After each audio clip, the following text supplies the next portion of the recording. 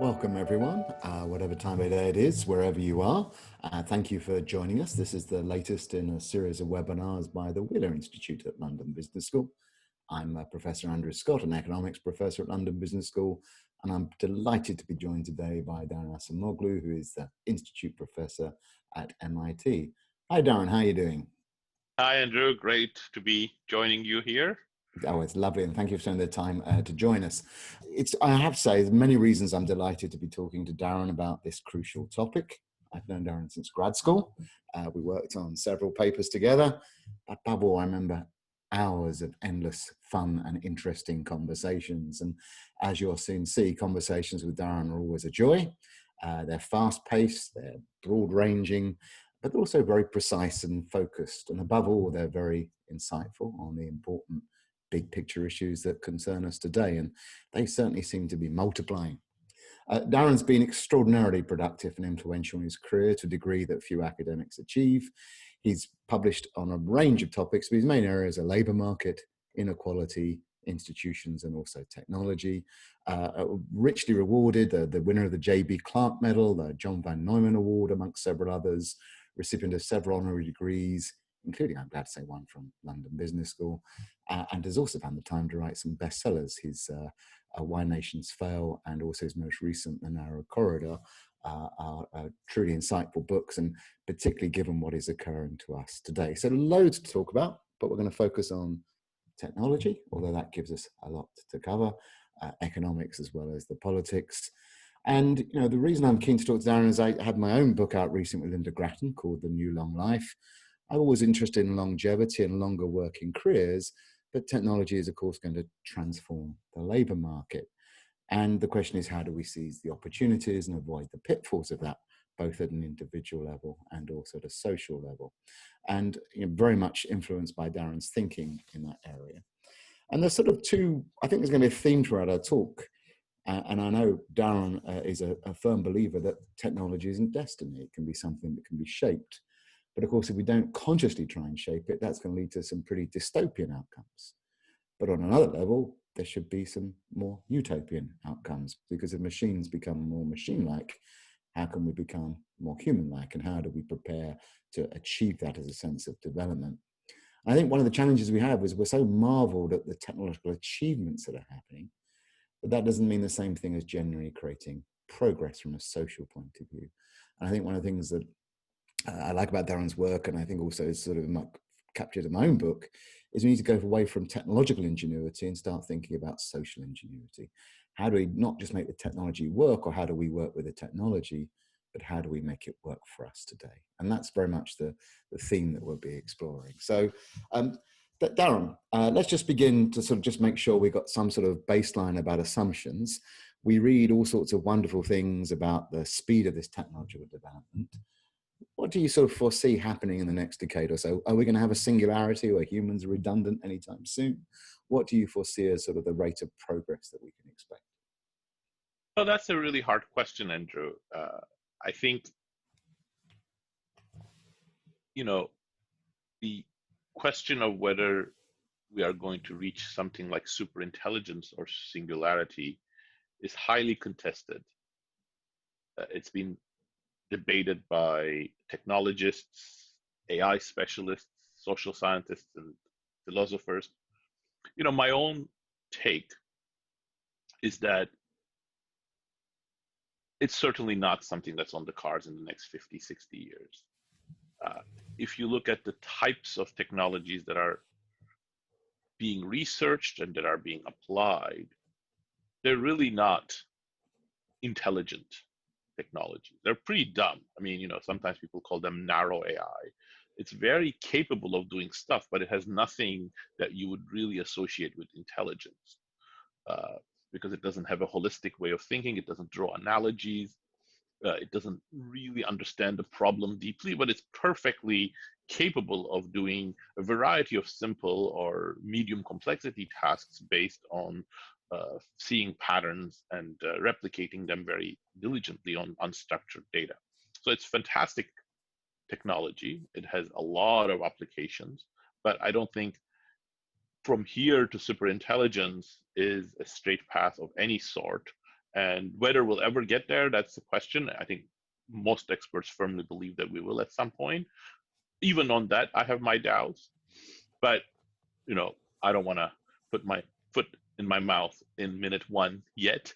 But what I'll tell you is that actually, if you look at observable, tangible outcomes of technological progress in terms of productivity growth, gross domestic per capita growth, wage growth, we've been doing really badly in all of the Western countries over the last 30 years, compared to what, say, leading economies, European economies, US, Canada, have achieved for much of the 20th century. We have been in a fairly anemic productivity growth mode for the last 3 decades. Yeah, no, I think that's right. And by the way, I think, the creative genius of calling this artificial intelligence is brilliant, because you say it's not really an intelligent technology to date. And I think the trouble with singularity, I think it focuses too quickly on metaphysical issues, where I think we need to be focusing on much more practical issues, which we'll get to, I think.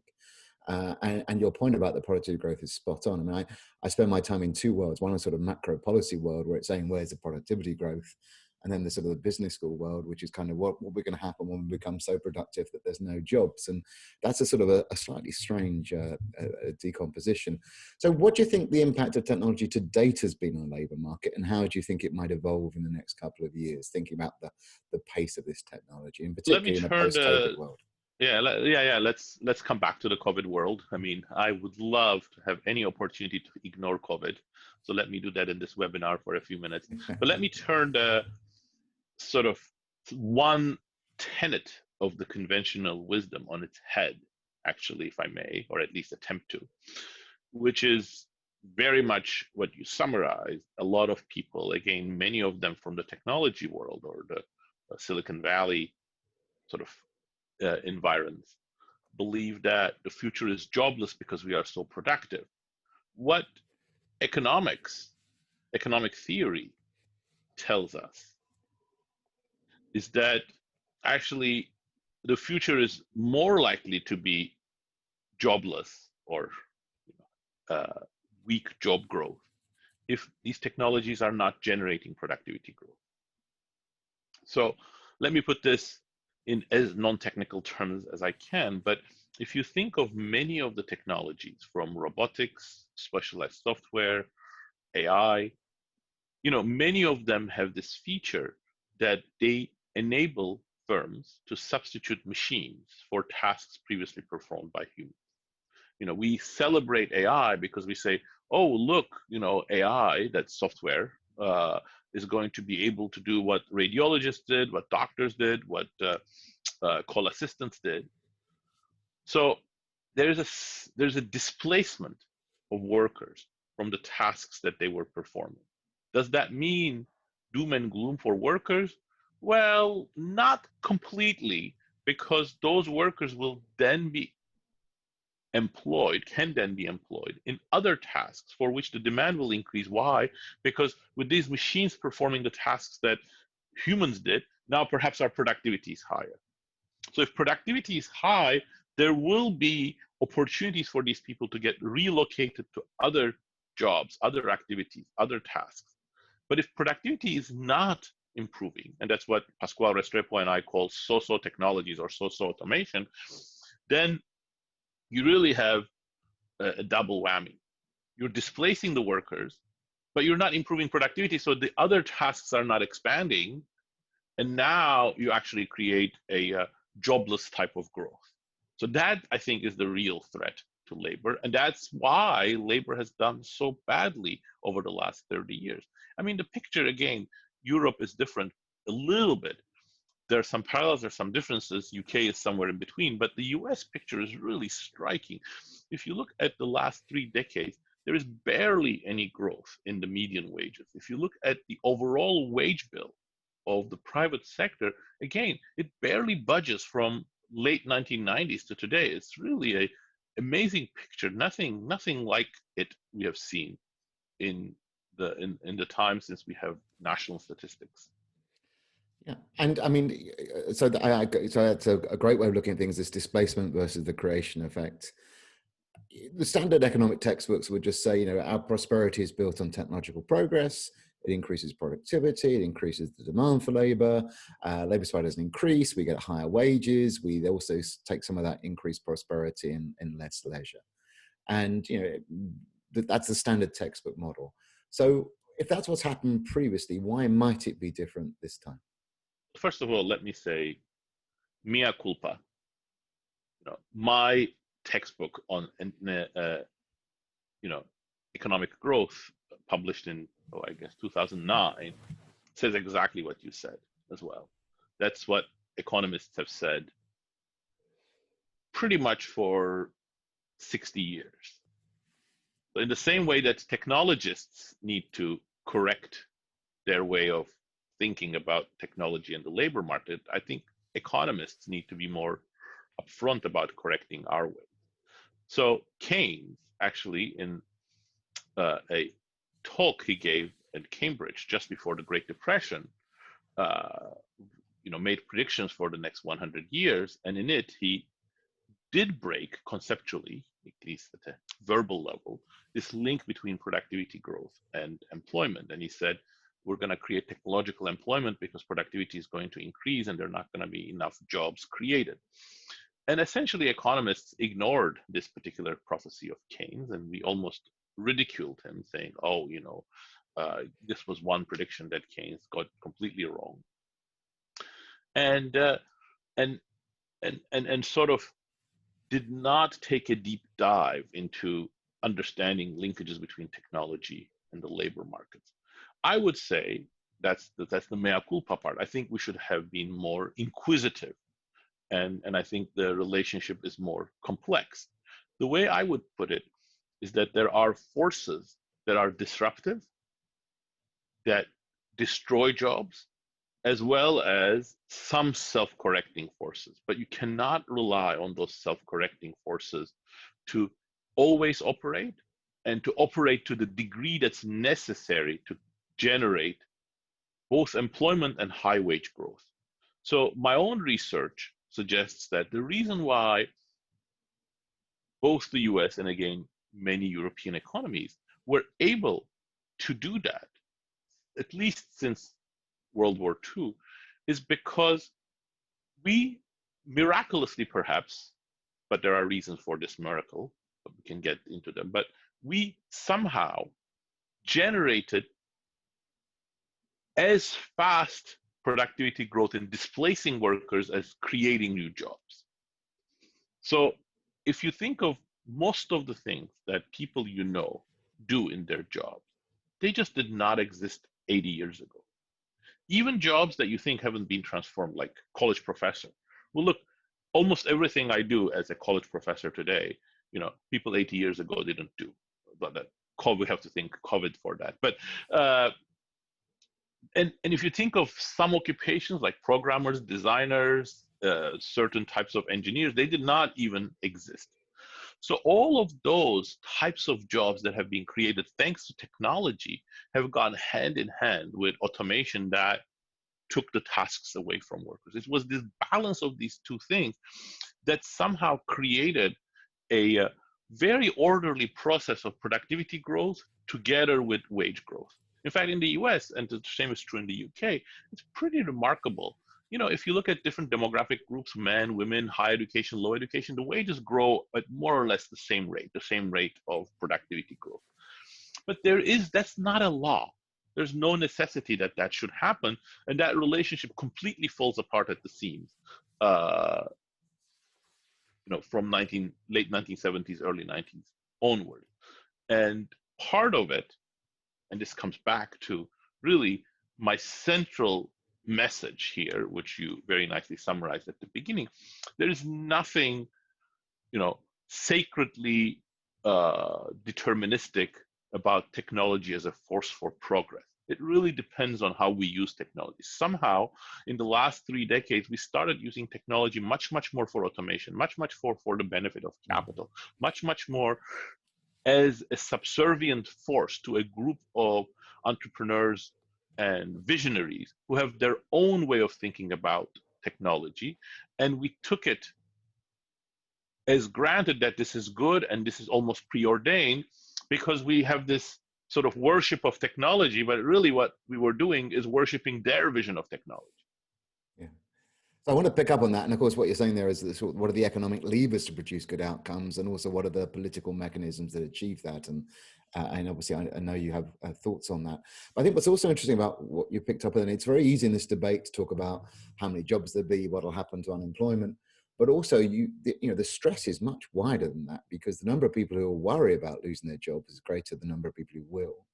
But also, you talked about a transformation in the labor market, which would mean that even if you don't lose your job, what your job is and how you do it will change quite significantly, requiring a whole bunch of skills. And I think that transition and anxiety is a much general problem than just unemployment, which of course is a huge worry, particularly if you have very high levels of it. So I think the sort of the need to support this is not just saying, well, you're changing, it'll be okay. There's also just how we support and deal with the anxiety that's created.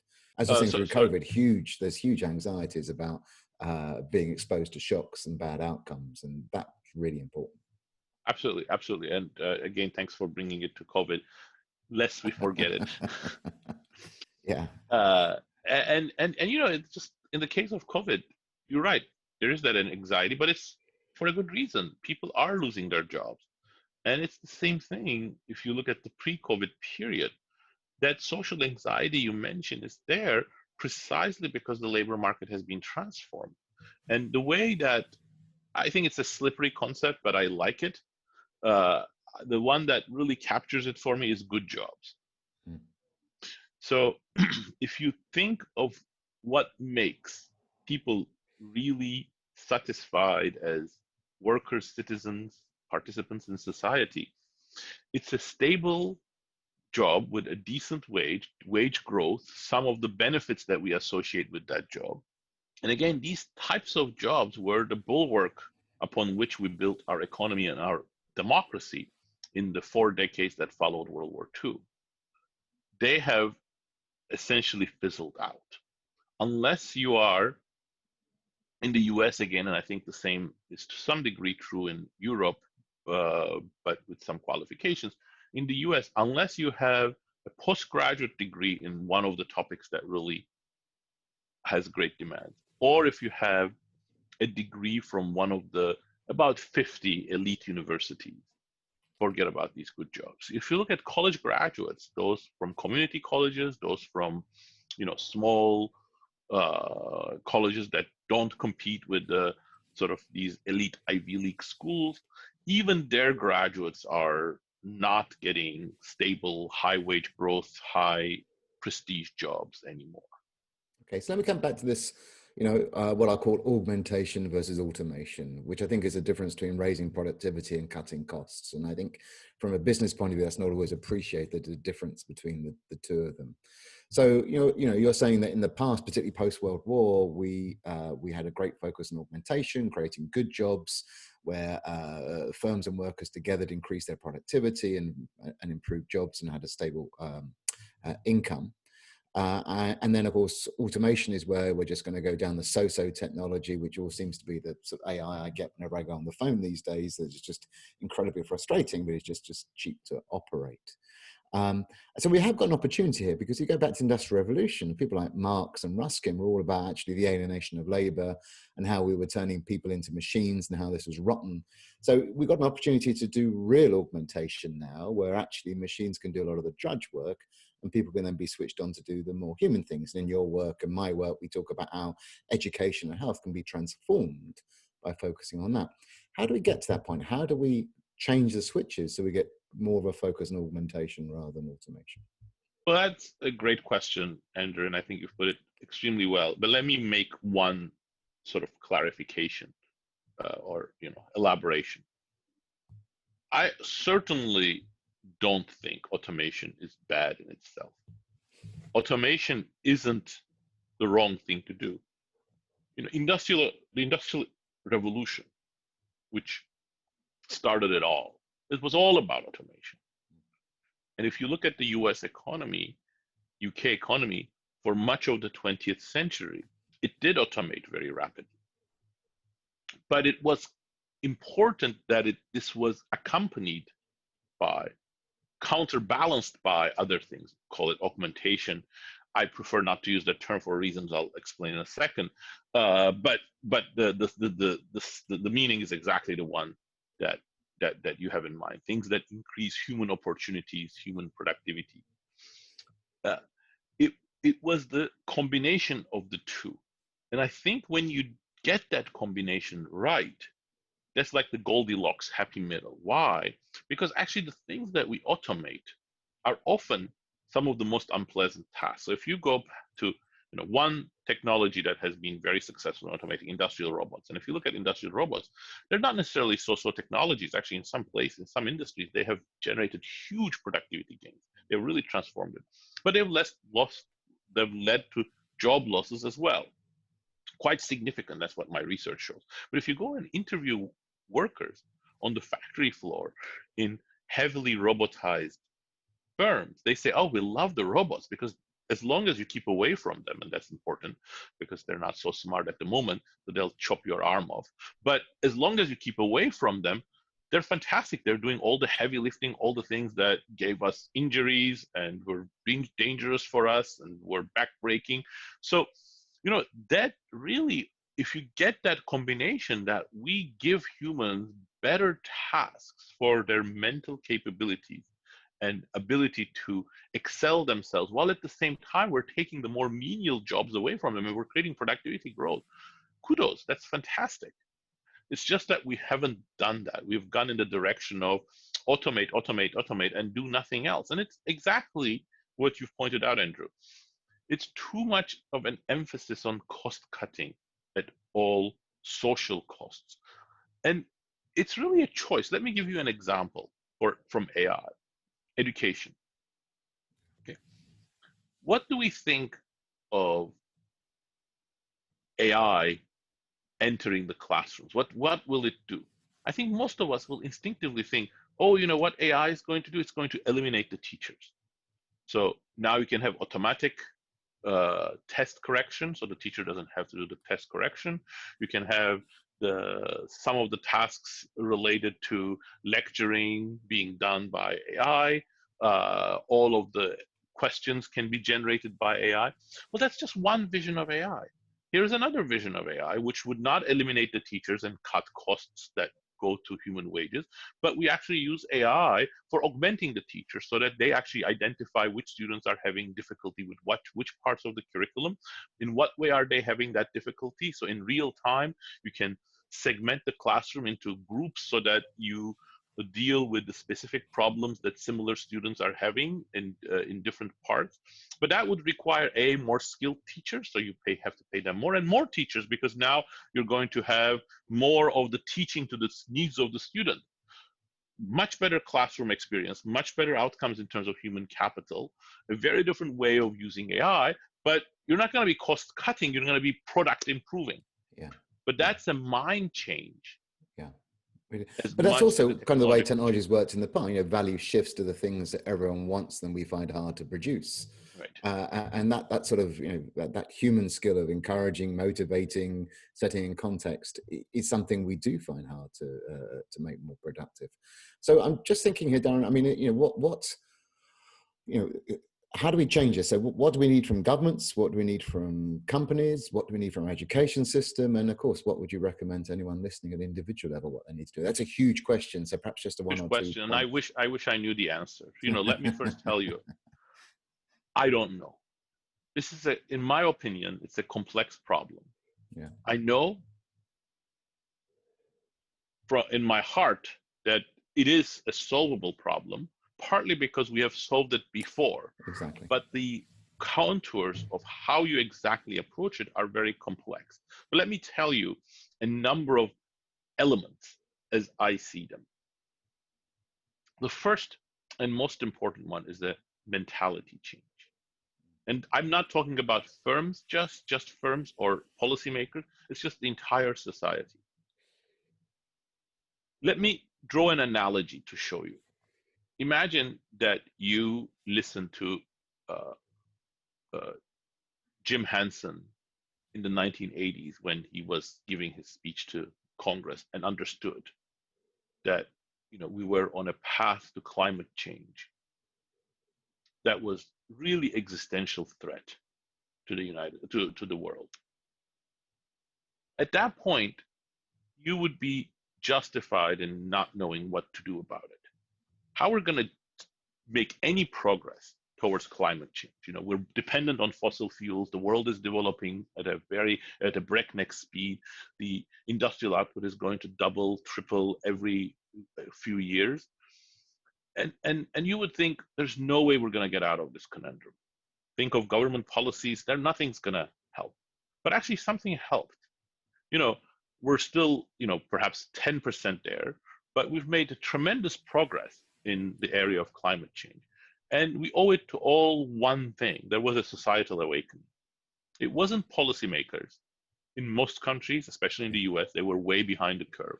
But the people realized this is an issue, and they understood the issue, and they started putting pressure at different levels in different countries on the public policymakers, firms to take action. And as a result, we've actually had some amazing successes.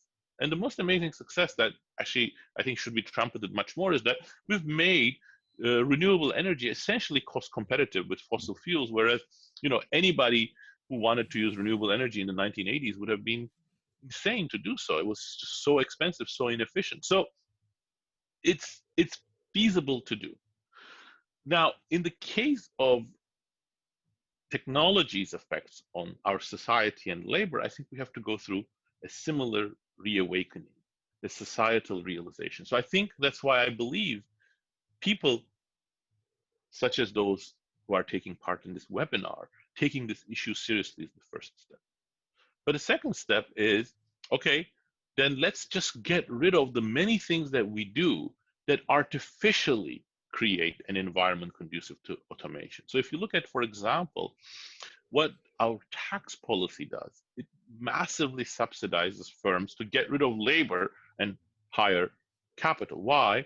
Because in every country in the OECD, and again, worst in the United States, we allow equipment and software to be completely written off. So you essentially pay no taxes, while if you hire a worker, you and the worker jointly pay more than 25% of that wage as taxes to the government. So that creates a 25% wedge that says things are better to be done by capital than labor.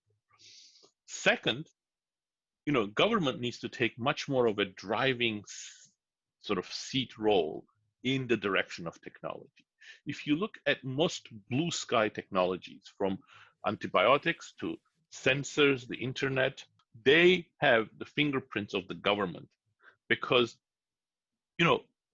these sorts of broad technologies that are not exactly already incorporated into the business model of existing companies, it's very difficult for companies to come up with them. So that's why you need a consortium, you need a sort of a vision to pull the rest of the innovative efforts of the country in that direction. And then third, and this is, I think, the hardest, because I think it becomes a very sociological as well as a political problem, we have also let the business models of a handful of very creative, but albeit somewhat flawed, companies to dominate the world. And we have to break away from those business models. So if you look at the Silicon Valley, there's much to recommend about that entrepreneurial raw energy, that creativity, even if I've said it doesn't generate productivity growth. But the sort of vision is one of, let's get rid of the fallible, troublesome humans. Humans are often viewed as stupid, not intelligent enough. Only people who are chief executives and technology officers and creators of these companies are smart. And then the rest you just want to sideline. And if that perspective permeates everything, we're of course going to automate more and more and more, because we don't like the humans. We don't want to work with the humans. Tesla is an example. There are hundreds of thousands of skilled car workers. There's a lot of knowledge about how to build cars in many different parts of the United States. That you open a car factory in the middle of essentially Silicon Valley, and you automate everything because you don't want the humans. And of course, you cannot make it work efficiently. So it's just an example of excessive automation that I think we have to find a better way of doing business. Some firms, of course, should automate. Some firms should go in that direction, but not everybody. That's why we have to break this sort of mold of we're all going to emulate the Silicon Valley model. Yeah, and that Silicon Valley model you referred to, gets its apotheosis in sort of transhumanism, doesn't it? Where we're going to escape our That's all human part of the frailty. problem. Yeah. So if I were to put it differently, we both into three interrelated narratives as society, and we have to break free of them. One is that technology is inevitable. Second, that technology is always good for society. And three, that what technology wants is exactly what Silicon Valley tells us. And it's this triplet that really imprisons us and makes further action very difficult. And in your writing, you talk about the influence, even over universities and academic research in this regard. And of course, what's interesting is, going back to think about education and health, if the skill is going to be more about human and empathy and social caring, actually, you and I have attended enough faculty meetings to know that sort of academic achievement and human empathy are not strongly correlated. So this could actually be really an inclusive change if we get it right. But how do we start that social narrative? Because as you said, the good news is technology isn't destiny, so we can go one path or the other.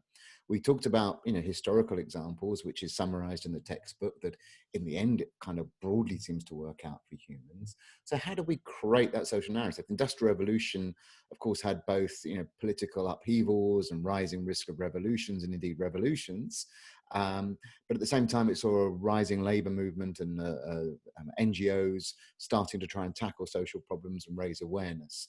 So where does that happen right now? I mean, how does that process begin? But again, I think it's really about this social reawakening. If you look at the Industrial Revolution, it was a hugely disruptive process, as you've pointed out. First of all, you're starting from a society in which, traditional bonds were, all defining, and then you have an upheaval. And at first, this is not bringing much shared prosperity. But then, quite early on, you start all of this process of organized demands, workers' movements, Chartist movements, social pressure building up to sort of trying to create a different narrative in a different society. Were the Chartists and the Unionists and the Reformers, did they really understand? Were they sages that understood everything very clearly? Absolutely not. I think they had many confused views. That's why we make fun of people who oppose technology as Luddites. They went and broke the frames because they didn't want their jobs to disappear. Chartists had some amazing views, but were confused about other things. But that pressure really helped a much broader narrative to form, out of which more effective reform movements, education for the general public, and many different uses of technology came out. Not a steady, not a sort of an easy process, but it sort of worked out more or less in every industrializing country. So I guess this comes where we really come down to the utopian and the dystopian point, because it also required the emergence of new political parties. It required some quite big constitutional changes for that to happen. So you've also written about technology and how it's impacting the political process through polarization, etc. Do you want to comment on that? I mean, is that going to make it harder or easier? Because in a way, it should connect people more, but what's going wrong there? Yeah, again, unfortunately, I mean, I wish I knew the answer. If you look at the past, we of course remember the defining successes. We remember how, Britain democratized, starting with the First Reform Act. We recognize it wasn't a steady, easy process, but we sort of see how different segments of the population came together. How the elites in Britain, a small fraction of people who could vote, less than 2% of the population, somehow said, okay, fine, we're going to extend the voting rights. And they did so relatively peacefully, Paturla massacre and other few events like that notwithstanding. If we look in the U.S. history, we recognize, we remember, the progressive era reforms that, broke the back of robber barons and democratized the political process and brought, first levels of social welfare like regulations. But there were many other instances where these things did not happen. So it's not an easy outcome. It's not preordained by any means. But there may also be reasons, as you've pointed out, that today things are going to be much, much, much harder. Why? Well, actually, first of all, there was a natural active constituency at the time. There was a workers' movement that was motivated both by economic gains and political gains that really played an important role in many of the reforms. There were urban middle classes that were very dissatisfied. There were farmers that were the basis of the populist party in the United States first, that then merged with the progressives, creating a broad coalition. Perhaps today we live in a much more polarized society. Although if you go back to early 20th century, US was very polarized at the time, and the UK was certainly very polarized around the time of the First Reform Act, Second Reform Act, and the Chartist movement, and so on. So, the social media is certainly a new thing, and I don't doubt that it has some, noxious effects on our political discourse. But is that a sea change? I don't think so. If you look at the pamphlets that circulated in Paris during the time of the French Revolution, or the Paris Commune, and in the UK, they were pretty nasty, and most of them were lies and damn lies. So, I don't think it's a complete sea change. We will need to adjust to social media in the same way that people probably at some point stopped believing everything they read in the pamphlets. We probably will have to be more skeptical about things that we get from social media. That we haven't done that yet. Our minds haven't adapted to social media-based communication yet, perhaps. But also, I think moneyed politics has become much more successful in this country. Money has always been part of politics. The robber barons poured huge amounts during the time when they were trying to resist the progressive era reforms.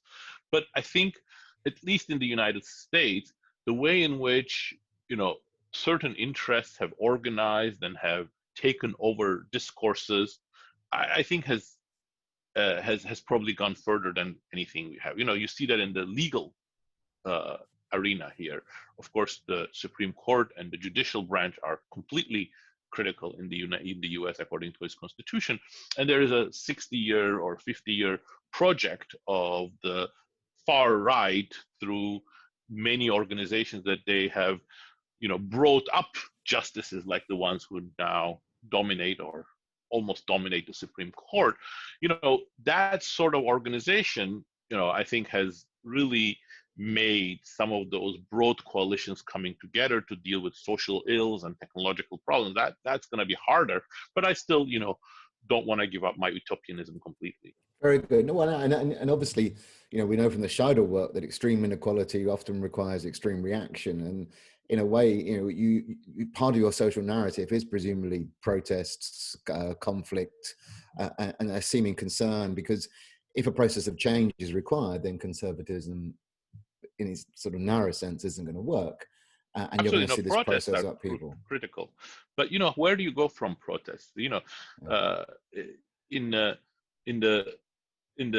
the years after the financial crisis, the same perspective would have suggested, and did suggest to me certainly, and to other people, that you had these protests from the left, like Occupy movements, and protests from the right, which then coalesced around the Tea Party.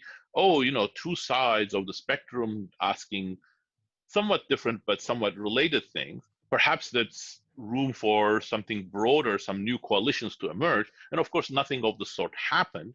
The Tea Party became an arm, a very destructive arm of the far right politics in the United States, and is probably responsible for the rise of Donald Trump. And Occupy did not institutionalize it into anything, fizzled out, and was completely ineffective. So, will the next round be different? I don't know. So one of the issues then is sort of how, I mean, we talked about a narrative, we talked about the political process. I mean, I think it's sort of how we sort of measure success. And this seems a world where, you know, GDP is probably not, as an aggregate measure, is probably not going to be a very good one. So I wondered if you had any thoughts on alternative ways of measuring success during this transitional period. Because of course, when the Industrial Revolution happened, we didn't have GDP, so we just backcasted it to form it. Well, great question. I am very against creating new GDP measures, more inclusive GDP measures that include, education or health or climate damage. Instead, I think we have to be inclusive in what measures we look at. The difference is subtle and needs to be clarified. I'm certainly not saying we should just confine ourselves to looking at GDP. We have to look at different measures, but we can do no better than look at this broad dashboard. We care about distribution. Well, let's look at distribution. I care about a lot about wages and good jobs. Let's look at them. Let's look at health. All of these are actually raising huge alarms. Like if you look at the US, life expectancy is not improving in the United States. It's actually terrible. It's like 4 or 5 years behind Europe. Yeah. It's just remarkable. If you look at wages, they're not increasing. So those are real alarm bells, and we have to pay attention to all of them. And of course, I hope we can pay more attention to climate change and being prepared for the next pandemic, next crisis. They're going to happen. We've really ignored them. But trying to bunch all of these into GDP would be completely counterproductive. First of all, GDP is useful because it's an economically well-grounded notion for a narrow object. What's the value of goods and services that an economy produces? If you add onto that, well, what's the value of goods and services plus our current value judgments on what should be good, that becomes a meaningless concept. So we have to look at both of them, but not combine them. I think that's very important.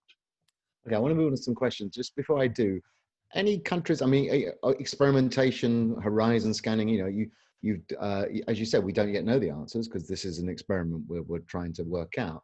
Any countries in particular you think are set on a better course or a good course? No, I don't think so. I mean, I think there are countries that are really trying to make better things happen. Like if you look at Canada, in terms of social policy, in terms of democracy, in terms of what they ask from their businesses, they are much more on the ball than the United States. But what Canada can do when squeezed between China and the United States, we did not talk about China. China exacerbates all of these issues and is all exactly on the wrong path, even more dangerous path than the US. But squeezed between those two, what can Canada do? Only a very strong institutional and technological focus by a strong set of countries could do that. So European Union is really one alternative. Unfortunately, the UK has abandoned that project and probably throwing itself into the arms of the US way, hopefully not Chinese way. But so far, I think there are better rumblings, noises coming from the European Union, but not really a clear enough focus, except for perhaps climate change, where I think European Union needs to be commended. They have definitely shown a leadership in issues of privacy. That's very important, although what they have done as a solution to that is not very effective. So again, I think we have to hope for more success for the European Union on that one.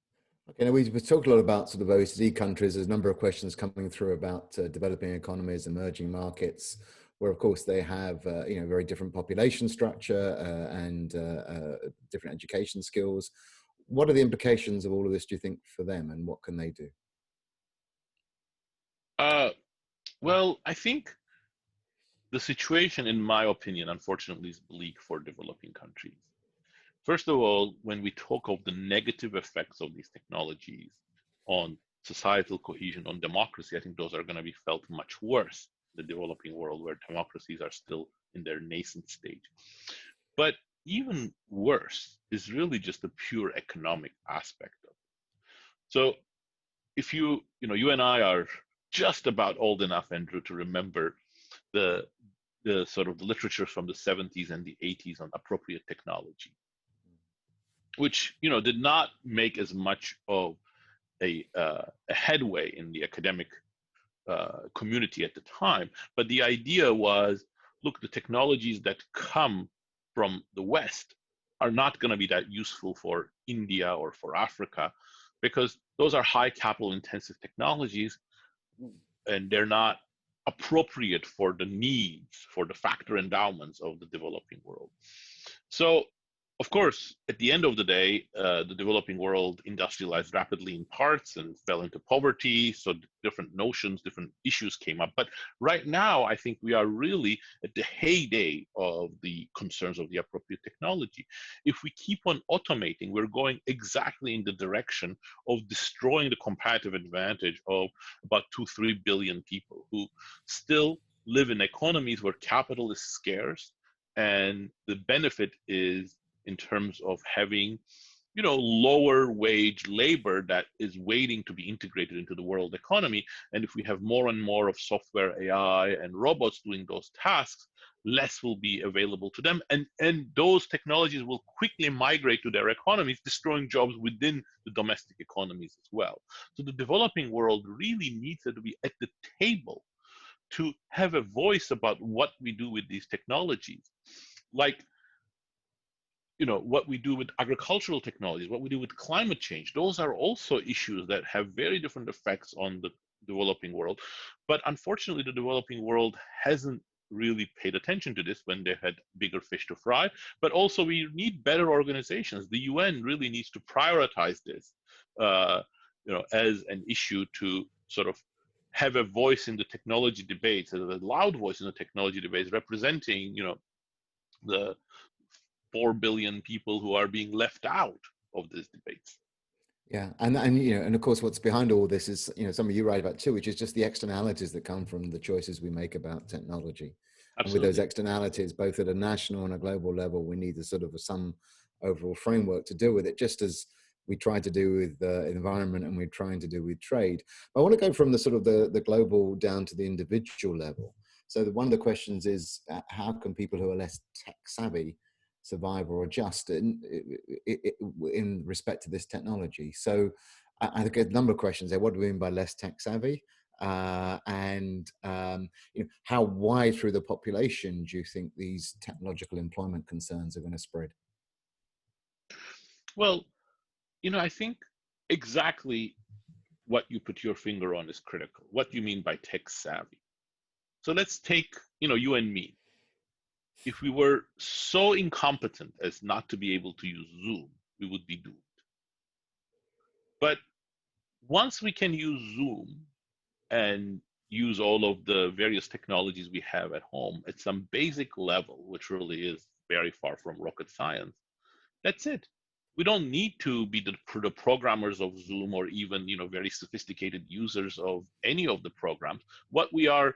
What people are listening to us right now is not because of our tech savviness. We have other skills. We have other things that I think perhaps people might be interested in. That's why they're listening to us. So basic level of tech savviness is critical, but not everybody needs to be a plus programmer. And again, the view that smartness is how good you are at programming, and that's the only thing that matters, is a cultural imposition that has come with the sort of the change in the technology scene, change in the intellectual scene over the last 30 years. Absolutely, I think everybody at school should learn some basic programming so that we are all technology savvy. But hopefully, the future is not one in which all the smart people are programmers, and then anybody who cannot become programmers, they have to stay at home to get unemployment benefits or universal basic income. And of course, there will be from this technology a big shift in the jobs and the skills that are required. and myself and others will talk about the need for lifelong learning, etc. What do you think of the balance between getting people to learn new skills for new jobs, as opposed to what Danny Roderick also talks about, which is creating jobs for the skills that people have got? I think you have to do both, right? Whatever we do, we're not going to stop the fluidity of the technology and the labor market. So general skills early on that enable you to learn and to adapt to new environments are going to be critical. And I think if you look, if I think about what is the biggest failing of inner city schools in the United States, the poor schools, that they really fail to impart those skills of general adaptability, general background that you're going to be able to deal with new technological or skill challenges as they come. So they really make it very difficult to make people lifelong learners in your terminology. But of course, that's not the whole solution. We also have to take into account the skills that we have in the workforce. So as I said, we may or may not want everybody to become programmers, but whatever you want, the reality is that 80% of the workforce is not going to be good programmers. They can be barely decent users of technology, but they have other skills. So of course we want to make sure that technology is such that those skills can be used as well. Again, if you look, I go back to the same sort of empirical pattern. We generated wage growth for people of all skills, of very different skills, for 40, 50 years. So it was feasible then, and I don't think we've had such a technological revolution that it becomes completely infeasible to generate wage growth for people who don't have computer programming skills. So lots of good questions, and I know we're running out of time. I'll try and just squeeze two quick ones in before I do a wrap up, Darren. So the first is around elite universities or universities in general.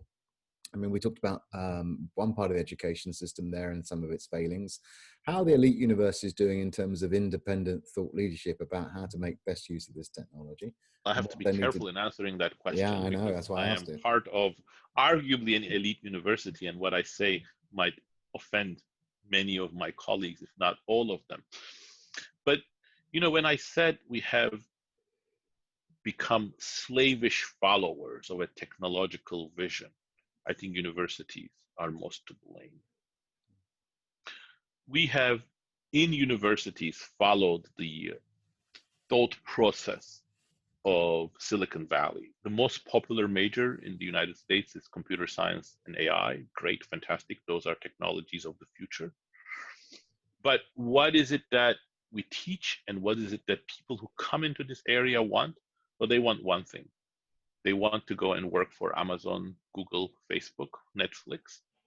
And they are being taught by faculty who have either internalized the same values, work for the same companies, or hope to consult for the same companies. So it's really a very biased way in which we are constructing the narrative for what high quality education is about.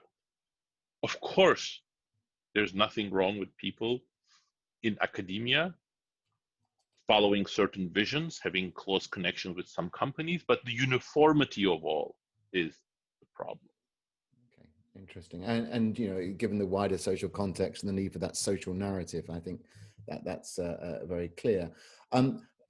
We're trying to avoid COVID, but I wondered, obviously COVID just seems to have accelerated so much. It seems to have acted as a stress test of all these issues around technology. Oh, absolutely. Absolutely. We depend. How do you think it's going to play out in terms of this, your dystopian versus utopian perspective? It's I mean, first of all, whatever I may complain about digital technologies, we're completely grateful to them right now, because we would be in real dire straits, much worse situation without those digital technologies. But what that means is that it's really exacerbating these trends. If you look at surveys, companies say we're now much keener on automation. We really don't want to rely on workers, and we have to do something about all of this social distancing. So it's going to exacerbate those trends. But do you think the social trauma may actually be the force that then starts that narrative that you're hoping for? I don't know. Okay, very good. All right, well, I'm thank you so much for all the questions. There was always too many, which I knew would happen whenever you have a conversation with Daron, but thank you so much, Daron. You also, this is part of the Rethinking Capitalism series, which has involved Thomas Philippon, Rebecca Henderson as well, and you also find a lot more detail there about what the Wheel Institute does in general. But I'd just like to take another opportunity to thank Darren. I promised that it would be fast-paced, broad-ranging, and insightful on the big, important issues. And Darren, as always, delivered on that. So thank you so much, Darren. Thank you. Thank you, Andrew. It was great talking to you, and hopefully we'll catch up in person at some point soon.